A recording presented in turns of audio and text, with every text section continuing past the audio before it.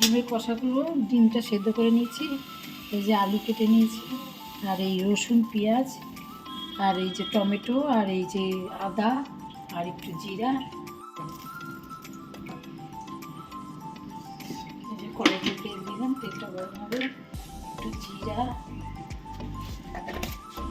এই যে টমেটো, পেঁয়াজ, আর রসুন, কাঁচা লঙ্কা, আদা, এই একটু মিক্সিতে পেস্ট করে নেব।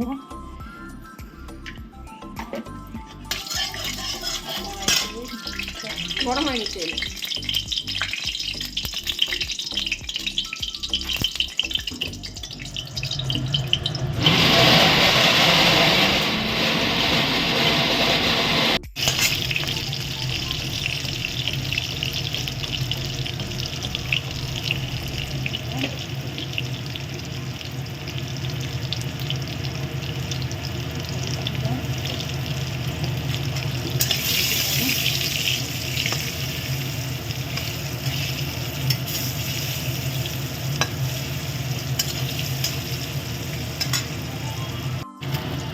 একটা ডিম ফেটে গেছে, সেটা পোচ করে ডিমের ঝুলে দিয়ে দেবো। আর এই যে আলু, হাঁসের ডিম, এই যে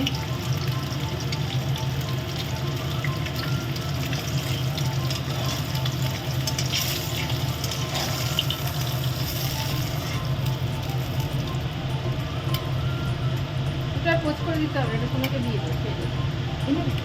আর উল্টে দিয়ে দিলাম।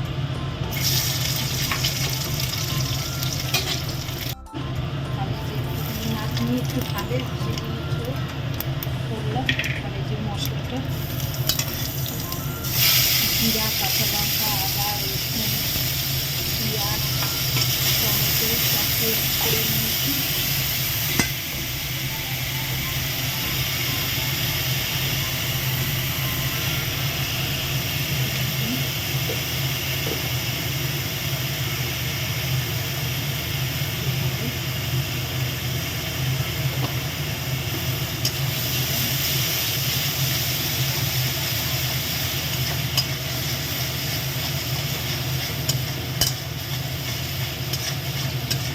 ডিমের কষা লাল লাল ঝাল ঝাল হয়ে গেছে।